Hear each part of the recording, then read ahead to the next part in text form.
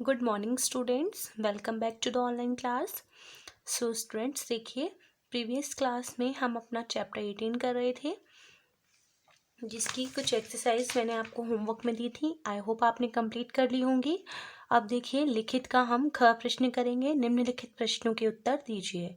पहला प्रश्न है, प्रदूषण का खतरा निरंतर क्यों बढ़ता जा रहा है?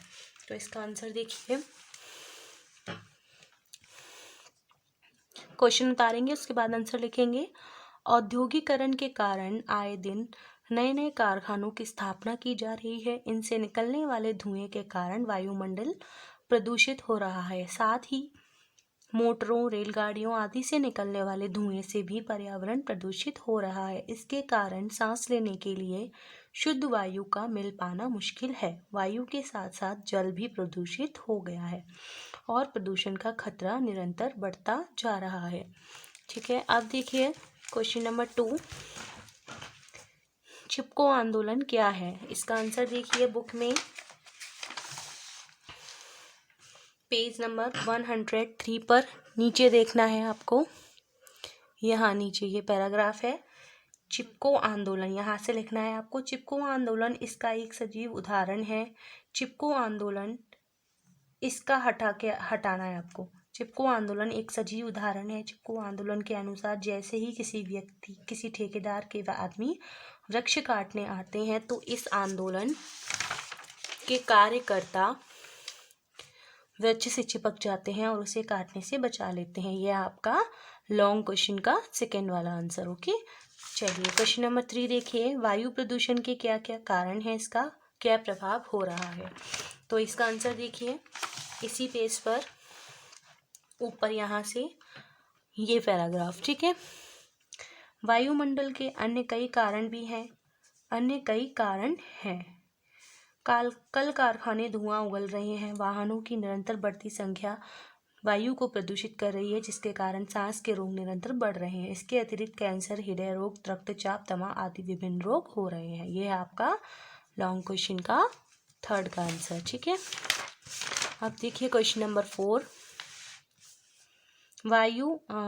जल प्रदूषण का मुख्य कारण क्या है? इसके लिए क्या उपाय हैं? ये देखिए यहाँ पर पेज नंबर 104 पर, आजकल नदियों में कारखानों से निकले कचरे को प्रभावित किया जाता है। इस कचरे में विविध प्रकार के विषैले रसायन होते हैं जो जल को दूषित कर देते हैं। शहरों के गंदे नालों का पानी भी नदियों में मिलता है। इससे जल पीने योग्य नहीं रहता। इसी और कई प्रकार की पेट की बीमारियां हो जाती हैं। हमारे घरों में जो नलों का पानी आता है वह पहले शुद्ध किया जाता है, परंतु यह पूरी तरह से शुद्ध नहीं हो पाता क्योंकि पूरी तरह कीटाणु मुक्त नहीं होते। अतः घरों में पीने से पहले पानी को उबालना चाहिए। यहाँ से यहाँ तक ये पूरा आंसर है क्वेश्चन नंबर 4 का। ओके, 5th देखिए, ध्वनि प्रदूषण क्या है? इसका क्या दुष्प्रभाव यानी कि बुरा प्रभाव है? इसका आंसर जो आपने मौखिक का 4th लिखा था वही है। यहाँ से यहाँ तक L5 वाहनों के हॉर्न, लाउड स्पीकरों, यहाँ से लेकर हृदय गति भी प्रभावित करती है। ओके, ये कंप्लीट हो गए आपके। ये मैंने आपको लिखवाया है और ये चारों आपको अपनी बुक में से ही देखकर लिखने हैं। ठीक है, आगे देखिए, आज से स्पष्ट कीजिए। हमारा देश विकासशील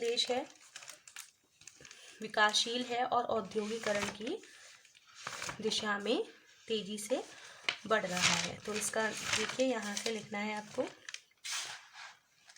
इसका अर्थ पहले ये उतारेंगे आप। हमारा देश विकास कर रहा है और धीरे धीरे आगे बढ़ रहा है। औद्योगिकरण की तरफ तेजी से बढ़ रहा है, अर्थात उद्योग हेतु नए कारखाने आदि खुल रहे हैं। नई नई तकनीकियों का प्रयोग हो रहा है। मानव समूह की सामाजिक आर्थिक स्थिति बदल रही है।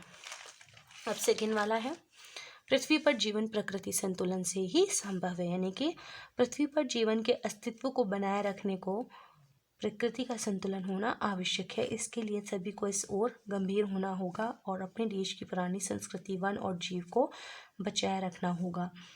अगर ऐसा संतुलन पृथ्वी पर बना रहेगा और मनुष्य द्वारा अनावश्यक रूप से प्रकृति के साथ छेड़छाड़ ना की जाए, तभी पृथ्वी पर जीवन संभव है। ठीक है, चलिए ये आपको कंप्लीट करना है नोटबुक में। अब आगे देखिए,